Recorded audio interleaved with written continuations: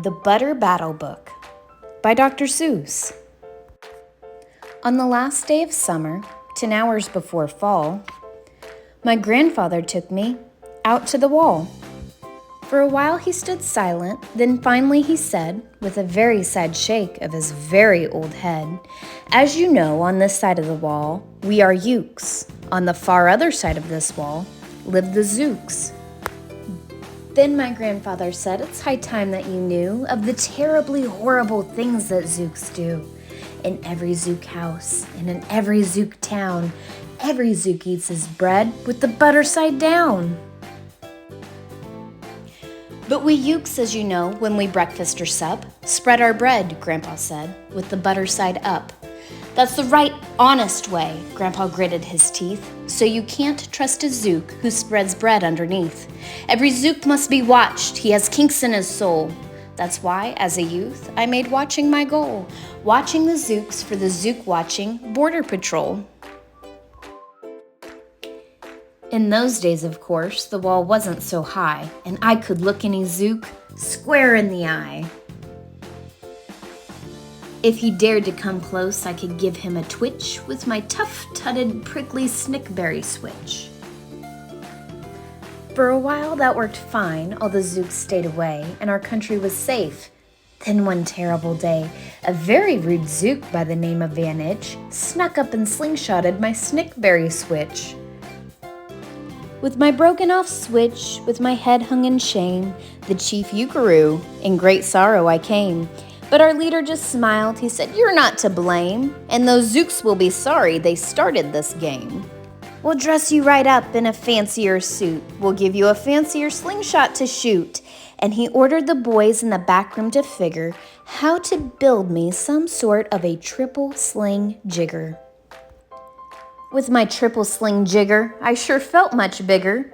I marched to the wall with great vim and great vigor, right up to Vantage with my hand held on the trigger. "I'll have no more nonsense," I said with a frown, "from Zooks who eat their bread with the butter side down."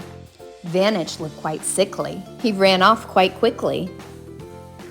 I'm unhappy to say he came back the next day in a spiffy new suit with a big new machine, and he snarled as he said, looking frightfully mean, "You may fling those hard rocks with your triple sling jigger, but I also now have my hand on a trigger.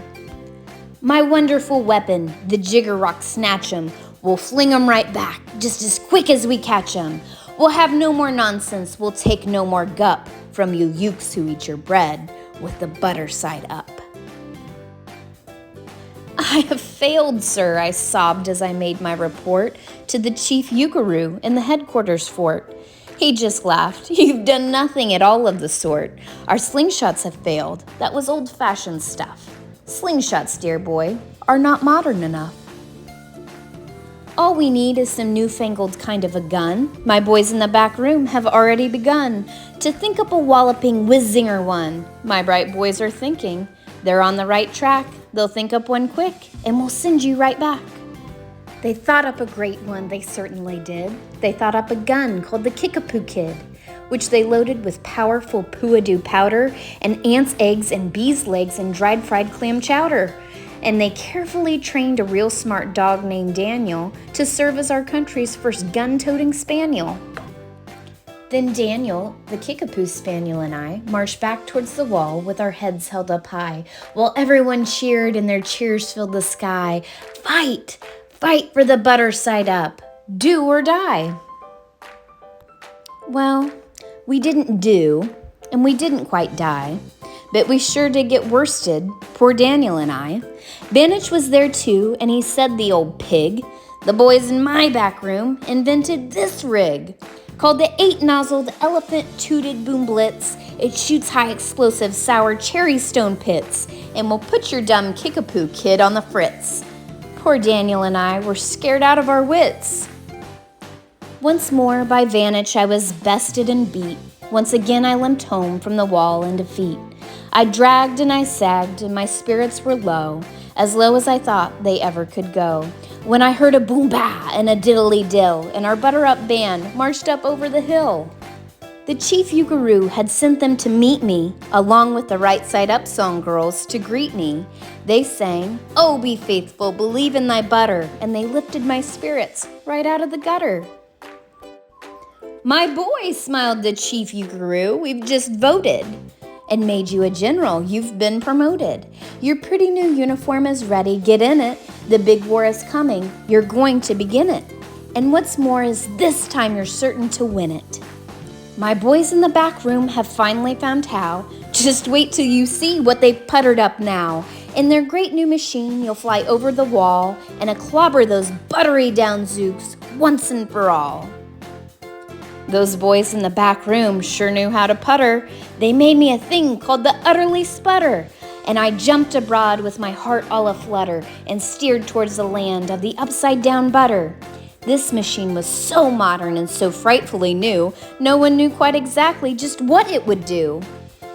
But it had several faucets that sprinkled blue goo, which somehow would sprinkle the zooks as I flew and gum up that upside down butter they chew. I was racing pell-mell when I heard a voice yell, "If you sprinkle us zooks, you'll get sprinkled as well." Vantage had a sputter exactly like mine, and he yelled, "My blue gooer is working just fine. I'm here to say that if ukes can goo zooks, you'd better forget it, 'cause zooks can goo ukes." I flew back home, and as you may have guessed, I was downright despondent, disturbed, and depressed. And I saw, just as soon as I stepped back on land, so were all the girls of the Butter-Up Band.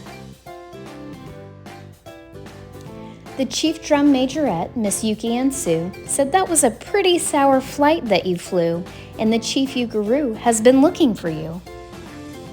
I raced to his office. The place was a sight. "Have no fear," said the chief. "Everything is all right. My bright back room boys have been brighter than bright. They've thought up a gadget that's newer than new. It's filled with mysterious mookalamoo and can blow all those zooks clear to Salamagoo. They've invented the Bitsy Big Boy Boomeroo. You just run to the wall like a nice little man. Drop this bomb on the zooks just as fast as you can. I have ordered all the ukes to stay safe underground while the Bitsy Big Boy Boomeroom is around." As I raced for that wall with the bomb in my hand, I noticed that every last uke in our land was obeying our Chief Ugaroo's grim command. They were all bravely marching with banners aflutter down a hole for their country and right side up butter. That's when Grandfather found me. He grabbed me, he said, "You should be down that hole, and you're up here instead. But perhaps this is all for the better somehow. You will see me make history right here and right now." Grandpa leapt up that wall with a lopeless leap, and he cleared his hoarse throat with a bopeless beep. He screamed, "Here's the end of that terrible town, full of zooks who eat their bread with the butter side down."